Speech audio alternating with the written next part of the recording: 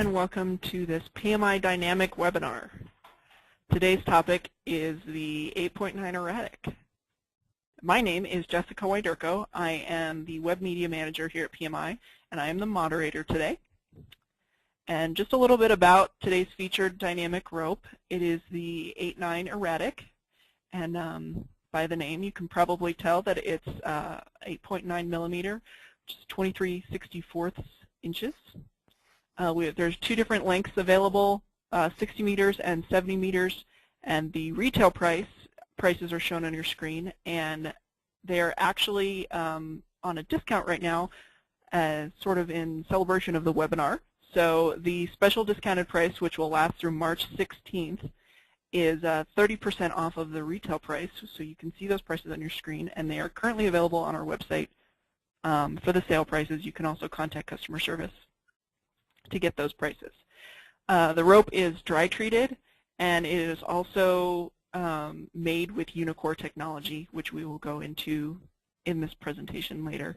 It's USA made, and it is certified to UIAA 101 and EN 892. And there's some of the technical details for you for single, half, and twin. I'm not going to read them all off, but you can just check them out there, and then this will be posted on the recording of the webinar as well on the website, so you can see these and go over them. Also, all this information is found on our website on pmidynamic.com. The presenter today is Kitty Calhoun, and we will also have on the line for Q&A Kim Hunter. She's the quality manager here at PMI. So without further ado, I'm going to go ahead and give it over to Kitty. Okay. I'm gonna show my screen. Does everybody see that? My screen? Yep, we can see it. Okay, good. Well, I first started using PMI ropes when we climbed the West Pillar of Makalu in 1990. That route involves over 10,000 feet of exposed technical climbing at altitude. And John Roskelly, who was one of the best alpinists of the day, had fixed 10,000 feet with static ropes, so we decided that we should too. We found that the rope was easy to work with. It wasn't too stiff. It held up well. And like I said, this was my first introduction to PMI ropes, and I've used them ever since. I wanted to tell you about also a couple of extraordinary experiences that I've had with PMI ropes since that expedition in 1990. One was in 1996 when my husband Jay Smith and I went to India to try to finish a new route on Tele Sagar. After a big storm, we had to bail, and we had fixed the lower 400 feet of a snow cone with PMI static 8 mil, which was anchored to V-threads. The slope was loaded, so when we were retreating, we were able to dig up these PMI ropes, and we doubled our last 7 mil tagline to try to make it down as far of this snow slope as we could, and clipped it into the end of the last fixed line. Jay was near the end of the rappel, and the slope avalanched. The crown was about 10 feet above me, and there were two 7-foot crowns. And we were hit. I mean, it felt like being shaken up by a big Raggedy Ann, like a Raggedy Ann doll. I mean, this was a huge avalanche. And Jay could feel, he was at the end of the rappel, and he could feel this 7 mil stretching through his hands, but the rope and all the anchors held. There's another shot higher up above that snow slope. Also, the other extraordinary experience that we've had with PMI ropes was in 2006 when Jay set up a rope course for the Primal Quest Adventure Race in Utah.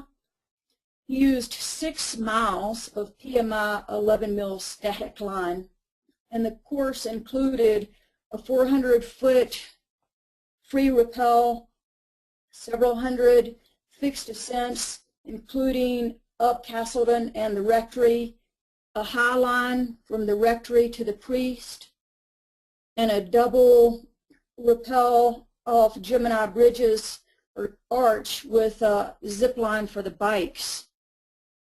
And all of this was without a single wear spot on any of the ropes. This was actually another ropes course that Jay set up in Montana for another Primal Quest adventure race. Again, no core shots or no wear even. We didn't have to retire any of those ropes. So the first time I heard about Unicore technology was from Big Wall Kate Robertson. She and I climbed Aurora on El Cap in 2015. And last spring, I tried Tangerine Trip with Karen Bockel, and we had to bail because she hadn't quite recovered from her knee injury. But afterwards, we visited Kate, who told us about this YouTube video she had seen, which shows a standard rope being under tension, being sliced vertically by an X-Acto knife, and the sheath explodes and slithers down the core. With a Unicore rope, they also sliced it vertically under tension with an X-Acto knife, and the sheath did not separate from the rope, and it appears that the rope is harder to cut. So then I called PMI and found out that they already had Unicore rope technology and were coming out with ropes for use in December. So I got a pair of Erratics. I was guiding in Cody, Wyoming, and my initial impression when I received these ropes is that they seemed bigger in diameter than 8.9, and they seemed soft. But after I've climbed more than 40 pitches with these ropes now, and they've shown no signs of wear, the sheath is holding up exceedingly well. Again, no signs, no fuzziness.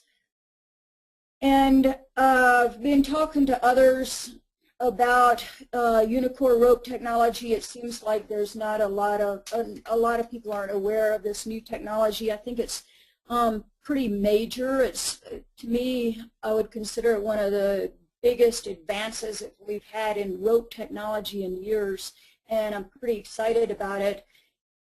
And what I wanted to do is open up the rest of this presentation for discussion and questions about Unicore rope technology. I've invited a bunch of climbers as well as guides, riggers, and rescue people, and was curious about your questions in terms of the Unicore technology and the uses that you use ropes. So I'd like to, if it's okay, go ahead and open it up to discussion and questions, and the pictures are just going to be rolling as inspiration, hopefully, or to key you into questions that you hadn't thought of. Okay, so like I said at the beginning, you can type your questions into the chat / questions area of the control panel, and we will get to them as they come in. So that's how we'll start off the whole Q&A process and see how it goes from there. So if you want to start doing that, we do have one question already, so we'll go ahead and get to it.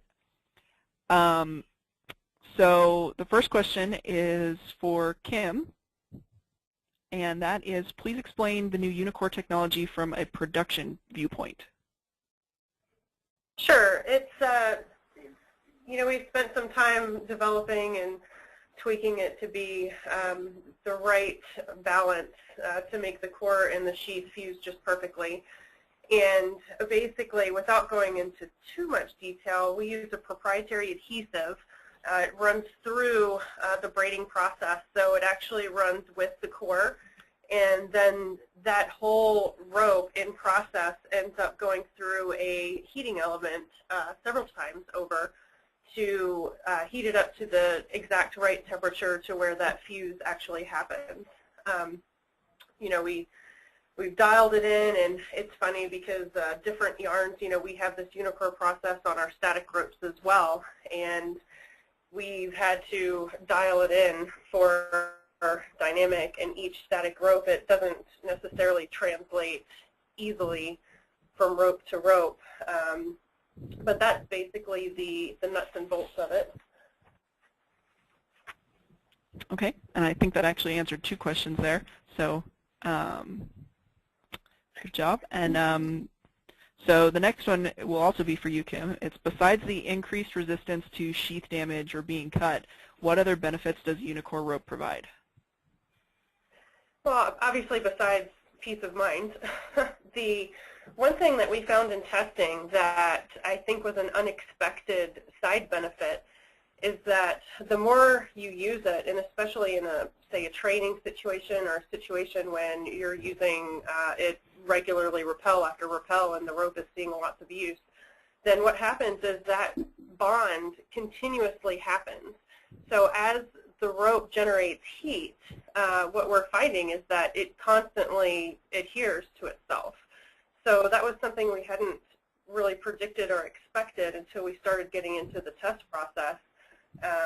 So in a training situation, especially on the static side, that just means that that fusion is going to always be happening, and it's not going to necessarily degrade.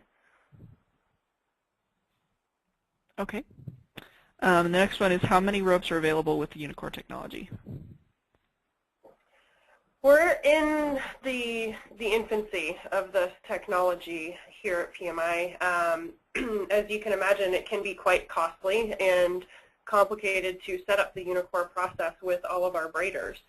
So that said, we have several that are devoted to this process.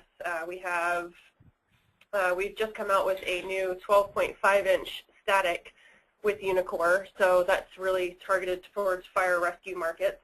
We've got, of course, the 8.9 Erratic, and then we have an 11 mil Extreme Pro, which is a static 32 carrier polyester rope. Okay. The next question is the core braided in with the sheath, or is it glued to the sheath? No, it is glued. It's using a certain type of fusion. Okay. So the core and the sheath are technically still separate construction, but they're fused together during the Unicore process. Okay. And does the Unicore help with the strength of the rope? Actually, it does. It's fairly negligible, to be honest, but what we've seen is that the Unicore technology ropes that we've produced do have a slight higher MBS than, say, the equivalent rope without the Unicore process. The heat setting definitely helps with that. That said, I wouldn't say that it's, you're not going to get, several thousand pounds higher, but it could be just enough to help you, with peace of mind and safety factors. Okay. And this is a question for Kitty. You seem surprised that the rope was soft when you first tried it out. How long was it before you were comfortable with the feel of the Erratic? This is a question that I have for Kim, because it seems like I looked up the how the hand or feel of a rope is determined, and it seemed like that a lot of it had to do with the number of carriers. And it also seems like from the picture that I saw that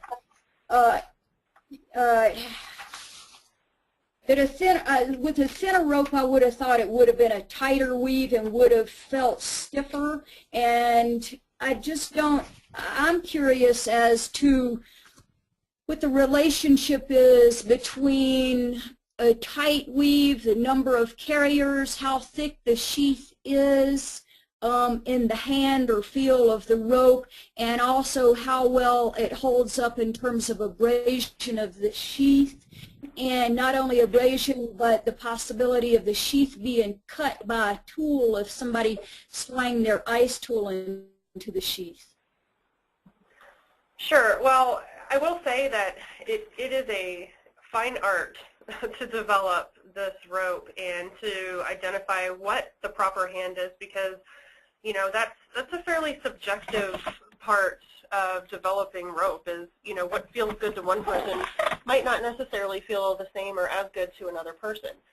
So you're right that the higher the carrier, the more supple the hands. Traditionally, this is a 48 carrier rope, and so it will be more supple and softer than any of our other 32 carrier or less ropes. The abrasion resistance is pretty good, and that is really less to do with the Unicore process than it is to do with the actual yarns we use to braid the sheath. That said, it's not impervious, so if you chop an X down on it, for example, it's not going to miraculously, stay intact, but it will definitely be much more impervious to damage than a traditional rope that does not have the sheath and the core fused together. This rope in particular, we had to really play with the balance of the sheath and the core to get the right hand. So this one is a 38% sheath with a 62% core by weight. So we went through, I don't know if I said this already, but we went through about 14 different versions of this rope before we finally settled on it. And a lot of the factors play into if it's too tight or if it's too loose, then you have to sacrifice some other qualities. So to get the optimum balance of hands with strength, with abrasion resistance, and zero sheath slippage with the Unicore, then it's like I said, you just really have to dial it in. I don't know. Hopefully that answered your question. One other thing I wanted to point out, though, with the hand and the balance itself, is that this one holds an extremely high number of falls in testing. It's, I think, one of the best ones out there on the market for sure, in comparison to its weight and diameter. And as you may or may not know, UIAA requires you to publish the minimum. So in actuality, when we do a lot of testing, most times you'll see that it actually takes more falls than advertised. But obviously we tend to err on the side of caution, and we publish the conservative value for that. Okay. Probably more information. I mean, you're fine. That was helpful, actually. I learned something. Can you define what carriers means? Sure. It's on the actual braider, which is the machine that creates the rope. You have the bobbins that go around the turntable.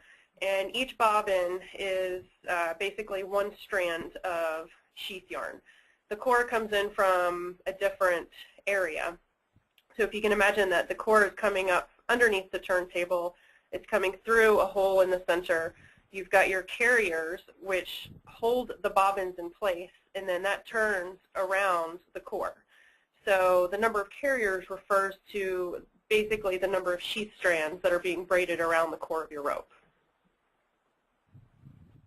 Okay, thanks. This next one is for you, Kim, too. Are any other manufacturers planning to make Unicore rope, or do you have copyright protection? We have proprietary licensing on this process, on this particular process. So as far as I know, there's only one other manufacturer that uses a similar technology. That said, there are several others coming out onto the market that I've seen recently that advertise a similar fusion process. But I think the difference is, from what I could tell, those ropes tend to be fused in the manufacturing with the sheath and core versus using an adhesive like we do. And as Kitty mentioned, this is very new to the market.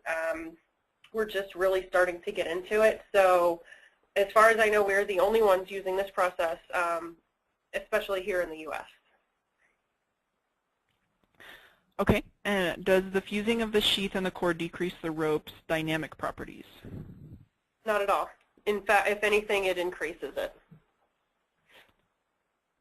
Okay, and so this one is kind of along the same line. So is there any difference seen in the elongation of a dynamic Unicore rope versus a non-Unicore dynamic rope?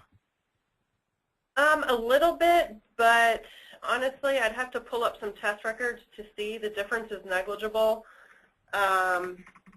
If you give me a few minutes, I can actually look up some specifics.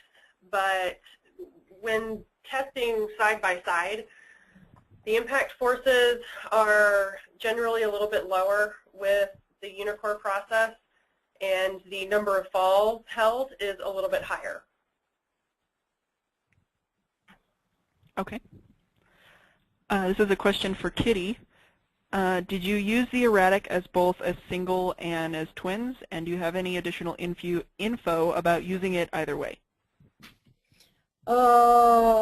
I used the Unicore as half ropes when I was guiding because they were small enough and light enough, but I know there's been a big question out there amongst guides in terms of whether when you're guiding two people at once you should use ropes that are rated for single use only, or else if you can use half ropes because they're rated for single use in a top rope situation. I think that definitely we all want a rope that's light,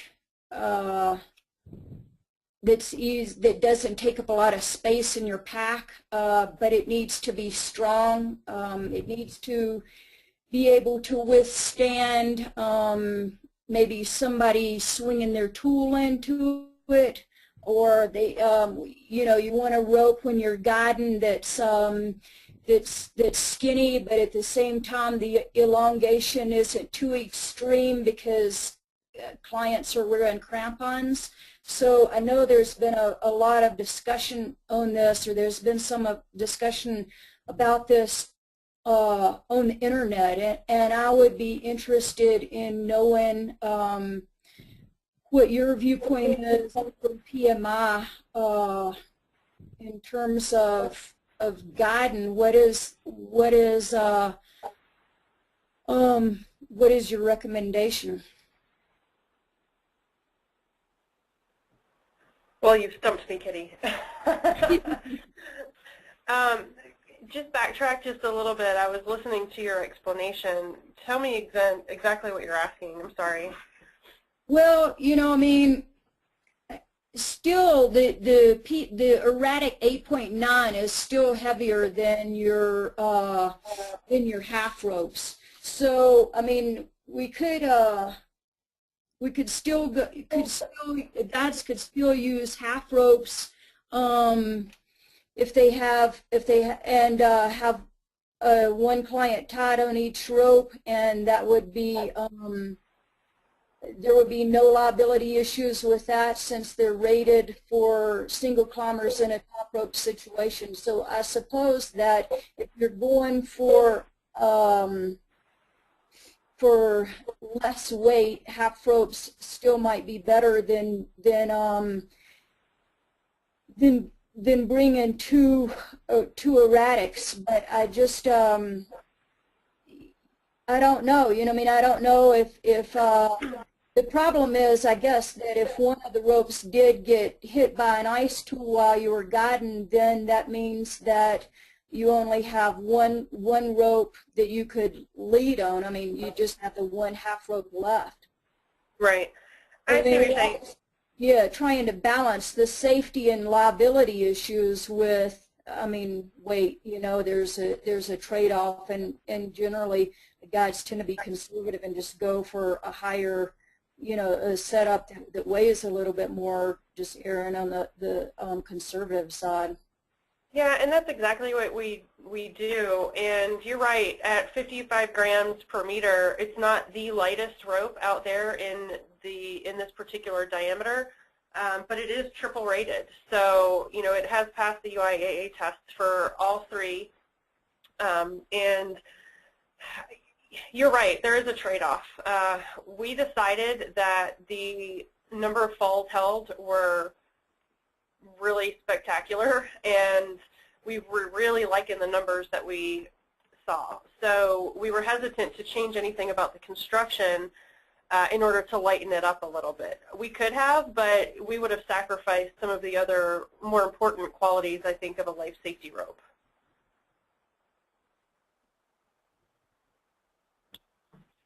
Okay, kind of on the same topic, can either one of you, whoever takes it, explain single, half, and twin use?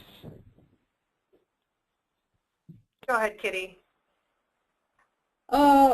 Well, a single rope is rated for those you can take a leader fall on. The half ropes you can use those independently, clip in pieces of gear. So if the root wanders, then you can have less rope drag.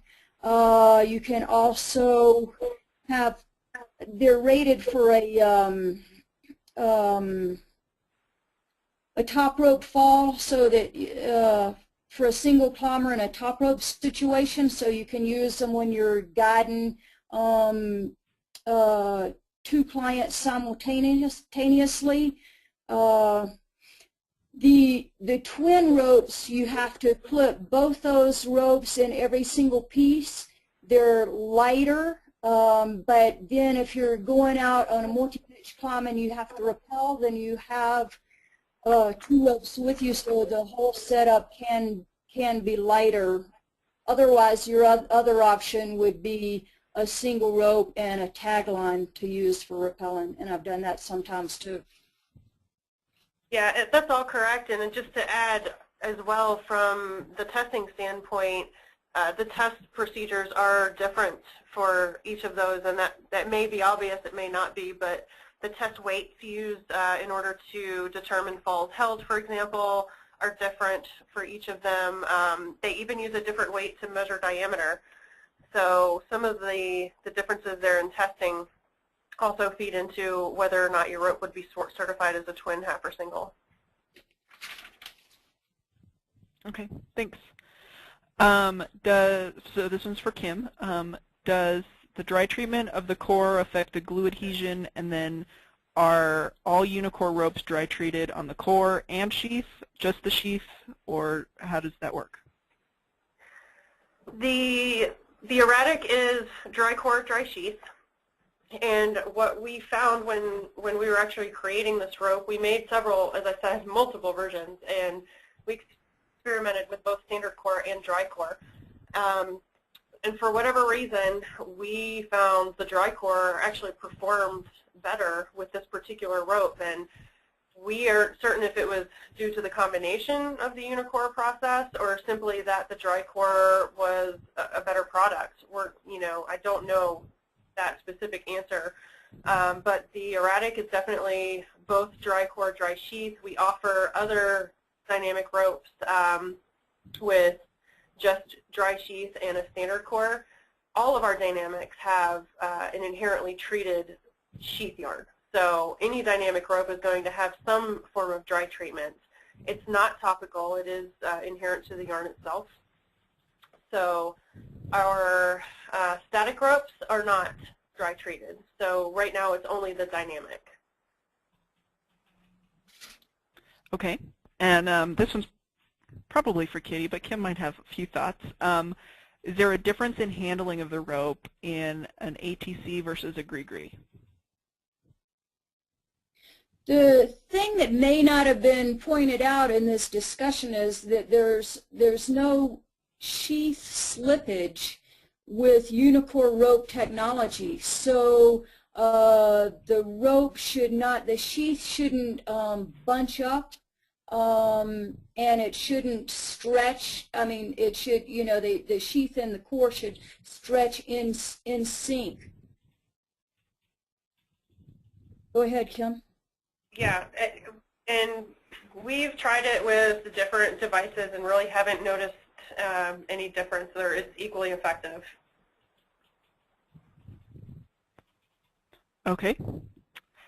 And okay, this is a follow-up question for Kim. Did you have a chance to find the data that you were looking for regarding the Unicore versus non-Unicore dynamic comparisons? Not exactly. I am looking. I'm having a little bit of technical difficulty with my network access. So as we're talking, I'm kind of pulling through and trying to figure that out from an IT perspective. Sorry. But I'd be happy to, if I can't figure it out during this webinar, I'll be happy to include that. If that's a way you can throw that in there, Jessica, at the end when you publish this, then we can certainly make that happen. Yeah, of course. And that is actually all of the questions that we have. So Kitty, did you have anything else that you wanted to go over? I was actually looking at, I had actually tried to find comparison between a standard and a Unicore rope, and this might be sort of comparing apples to oranges, I'm not sure, but you know, the Erratic is an 8-9, and of course, you know, the diameter, I've been told, can vary by 0.2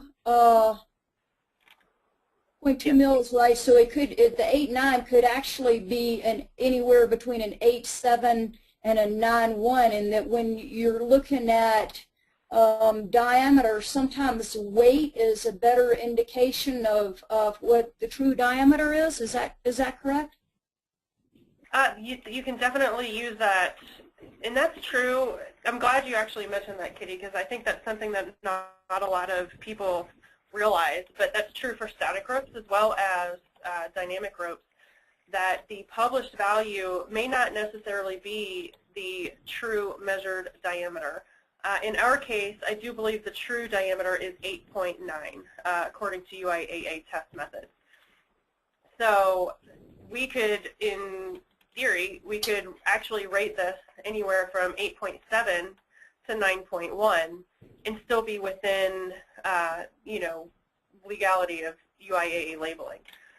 We tend to publish as close to true as possible. So typically with PMI ropes, when you see a diameter measured, a diameter published, I mean, that is very close, if not the actual diameter.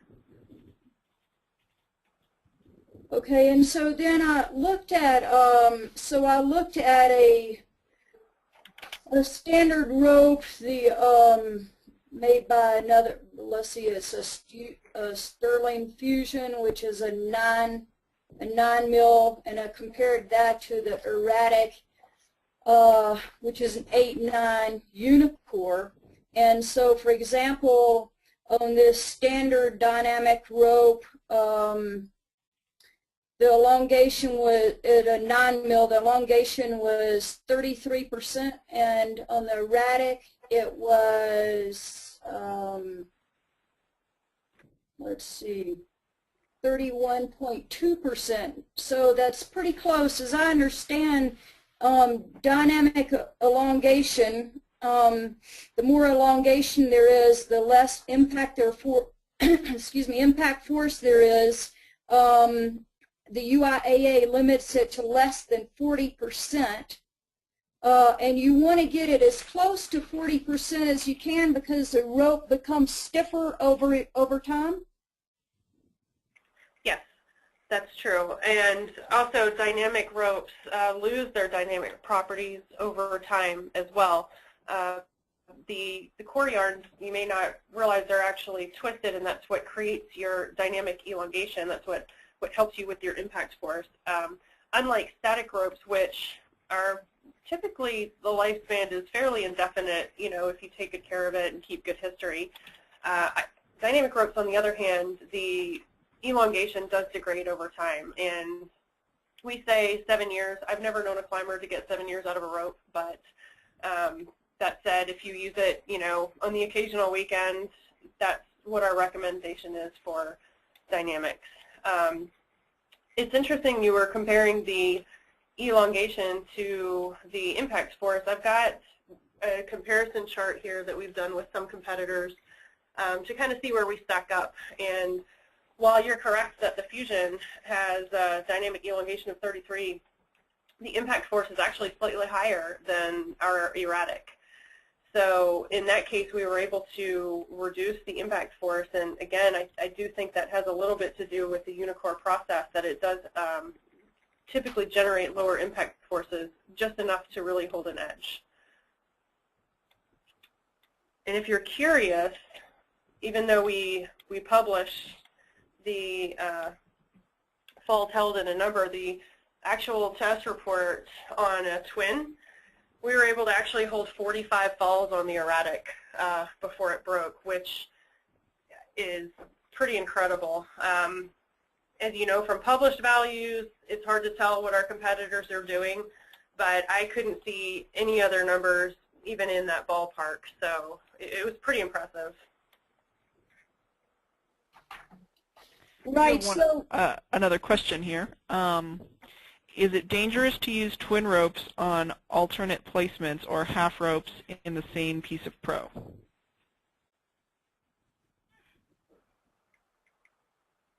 I think that's probably a better Kitty question as the more experienced climber. Okay, so you're supposed to use clip both ropes. If it's a twin rope, you clip both ropes through every single piece. If it's a half rope, you can clip the ropes, each rope into its own piece. Once you, though, I've been told once you clip both ropes into a single piece, though, and if both ropes share a piece, then it dramatically increases the load on that piece. And so perhaps once you clip both ropes into the same piece, you need to keep doing that. That's what I've heard. I don't know if anybody else has anything to add on that. Yeah, I think that's correct.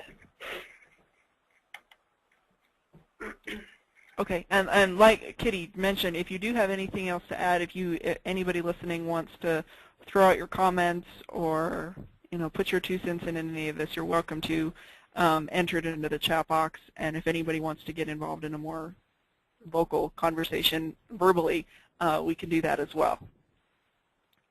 Yeah, and I also wanted to throw out there, if you wanted to further discuss some more of the technical aspects, and again, once I can get my network corrected, I'll look through our test records to see the comparison between standard and Unicore, as I know that that's a big question right now. But anyone feel free to contact me directly if you have questions. I'm here at PMI. Just feel free to call in and ask for me if you need any more information. I'm available as well.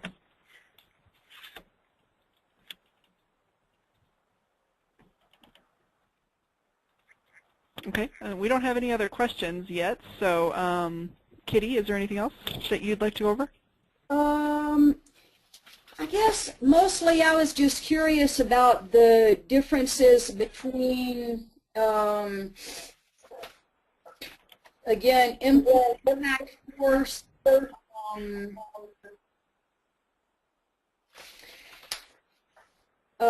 how Unicore rope technology affects that, say the impact between force and a rope with Unicore technology and standard technology, because it seems like that's the most important criteria when you're picking out a rope. I mean, I've read that with ropes with a high fall rating and low impact force will absorb energy better, fall after fall. So that's the most important spec when you're looking for a rope. Again, if you knew how Unicore rope technology impacted impact force. Well, I think ultimately it's the rope is working as a cohesive unit together much more than, say, a standard rope where your sheath and core are separate and are moving in separate directions, but at different rates of extension. So the fact that you've got the sheath and the core actually working together in unison, I do believe is part of that contributing factor. As I said, we've just started with this technology. we're really delving into doing a lot more testing in-house. We do have a UIAA certified drop tower here that we do all of our in-house internal testing on, as well as obviously sending this out for third-party testing. So those are some of the things that we're going to be exploring so that we can have more definitive answers. But just based on the testing we've done thus far, I do believe it has to do with a combination of the cohesiveness of the sheath and the core in addition to the heat set process. Okay, and then the thickness you can now make thinner because you don't have to worry about it cutting? Or, can you turn the volume down on your computer just a little bit? We're getting an echo. How's that? Yeah. Yeah, can you make the sheath thinner now because you don't have to worry about the sheath unraveling the way it used to? Not really. The sheath is, we've gone as thin as we can really comfortably go and get full coverage of the core. So it doesn't really matter that the fusion is there. I mean, of course you're going to get the protective properties of that, but you still have to have enough coverage to cover the diameter of however many core strands you have in any given rope. And aside from that, we source all of our yarns with specific deniers in mind. So when you start to construct a rope, you have to consider what are your deniers available and how many different types of combinations can we have. So there's a lot more that goes into it than just, oh, let's thin the sheath down, because you have to work with what you have, first of all. And we've identified an ideal denier that we use here in-house, and we like to stick with it. Now you can fly that up however you like for different ropes, like our wall rope, for example, our 10.6 wall rope. That does have a 22% thicker sheath because it's intended for gym environments where it's getting lots of use and lots of abrasion. So we engineered that rope specifically to be more abrasion resistant. But with the standard dynamic, like the 8.9 Erratic, we've pretty much gone as thin on that sheath as we could go and have our maximum coverage. And do you think all ropes are going to be going Unicore in the future? Well, we sure would love to. It's easier said than done. I think it is a very expensive process. You know, it taxes, it takes a lot longer to create. Every braider run that is a Unicore rope takes maybe 2 or 3 times longer than a standard run without the Unicore process. And that has to do with the heat set. That has to do with the additional setup time involved. And then, of course, you have the different equipment that you put on your braiders. So do we want to produce more? Absolutely, and we are working in that direction. We've got a few ropes in mind, actually, that we'd love to use the Unicore process with next in line. As to whether or not we'll do all of them, I very much doubt it. I think that a lot of standard applications for static ropes in particular don't need it. Depends on what you're doing with it. Just really depends on the cost benefit in your particular application. Mm-hmm. Okay. And is it okay to wash the ropes as normal? Yes. Obviously, we recommend that you only wash your ropes whenever absolutely necessary.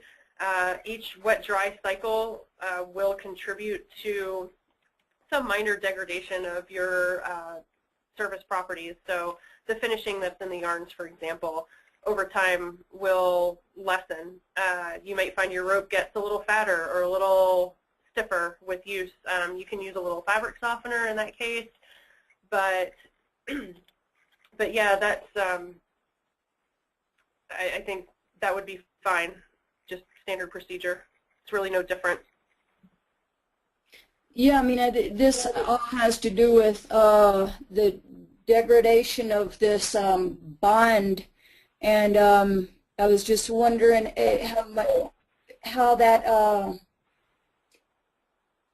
how long it's going to hold up. And I guess you said that it would repelling and using the rope actually helps helps the bond last longer? It does, and I think it's important to note that it's not just over the lifetime of a rope, but it's in a more concentrated application. So if you're in a training environment, for example, or you're really going hard and heavy and you had your rope in use for several hours at a time and you've used it enough to generate a little bit of heat, then that absolutely will help rebond the sheath and core. You know, your occasional climb every other weekend, probably not going to make that much of a difference. But you think the bond will last the lifetime of a normal rope? We haven't been doing it long enough to really answer that question, unfortunately. You know, we give 7 years as a recommendation on, you know, a conservatively used climbing rope. I don't see anything in any of our spec sheets or in discussing with our suppliers. I don't see any reason why that would change with this process. That said, until we have some ropes out there in the field for the next, you know, 5 years, it's kind of hard to say. Okay, we have a question that is regarding the cleaning. Kim, you mentioned using fabric softener, and they said that that's the first time I've heard that before. Can you review that or go over that? Sure. One of the most common questions we get here is, you know, how can I clean my rope, or my rope's gotten a little stiff, what can I do about it? We recommend just a small amount of fabric softener, non-detergent, with a front-loading washing machine. And what that does, it just simply lubricates those yarns close to what it was when it came out of the factory. So I wouldn't overuse it, just as in anything, moderation is key. But if you're out in a dry, arid environment, it's really going to help. You tend to have more shrinkage overall in a rope in those drier climates than you would elsewhere. And if you start to hear a little creaking, or if it's getting a little stiff, the first thing I would do would be try to wash it with a little bit of fabric softener, see if that fixes the problem. If not, then, you know, maybe you have something else going on, but typically that really helps a lot.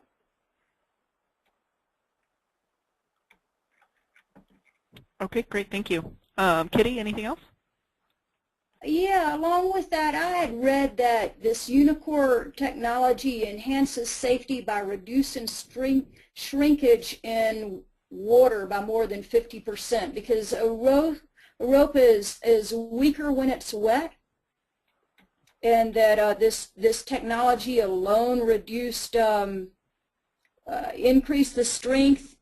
I mean, we're not talking about dry versus a non-dry rope, but just this Unicore technology alone increased the strength of the rope in wet conditions?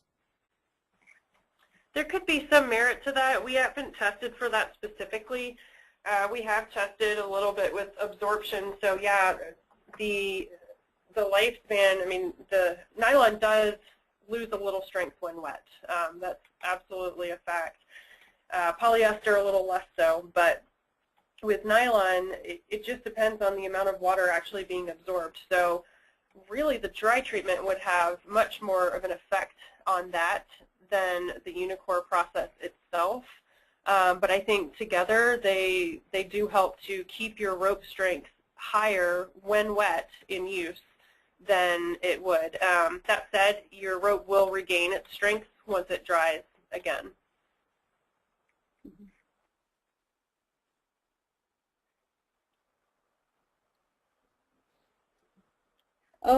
And then I guess one last question I have is again about abrasion resistance, and if you've done any testing and if you found that Unicore technology improves the abrasion resistance of the sheath.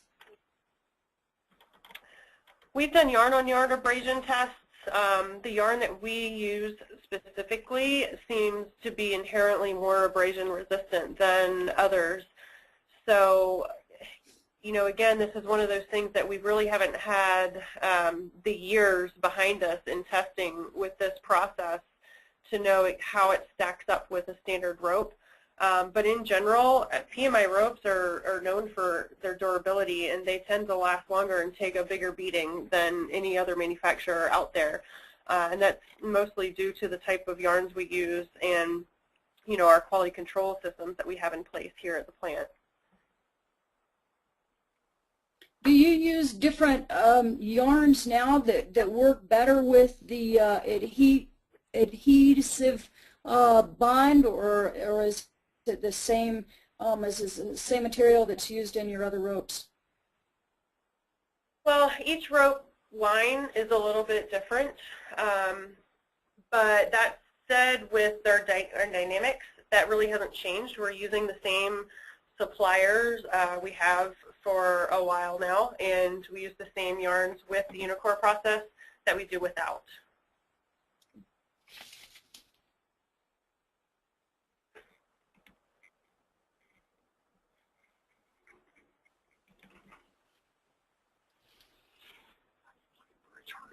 I think that's all my questions. Are you sure? Well, all that I can think of for now, and in another 5 minutes after we end this, I'll have some more, I'm sure. Well, like I said, feel free to contact me if anyone has questions that either weren't answered to your satisfaction during this webinar or something you thought of after the fact. I'm definitely here, and feel free to give me a call or shoot me an email, and I'd be happy to help. Okay, great. Thank you, both of you. And actually, kind of on that same topic, I will put up the emails for Kitty and Kim so that you can send either one of them emails if you have any further questions. The Dynamic webinar series hosts webinars frequently, so we're going to be doing these probably about once a month. So keep an eye on the PMI Dynamic website, and also our Facebook page, which I will put the link up in a moment, so you can get updates on when we're going to do these webinars and what the topics will be, who the presenters will be, that sort of information. And then remember that all of the 8-9 erratic ropes are 30% off until March 16th, and you can go to pmidynamic.com/products/89-erratic, which is shown on your screen, and you can get them from there for 30% off until March 16th. And then our Facebook and Twitter, whoop, somehow the MRA got in there, but the Facebook and Twitter links are shown at the bottom of your screen. And since MRA came up, we do also do MRA presentations. We moderate those, so you can pay attention to our Facebook page and our Twitter feed for all of our webinars that we do, including Dynamic and MRA. So we really appreciate the presentation and the discussion. So thank you, Kitty and Kim. And we appreciate all of you for attending and listening, and we hope that it was helpful. So thank you guys, and have a great day. Thanks, everyone, and thank you, Kitty, for being a great ambassador for PMI ropes. Thanks. Have a good day, everyone.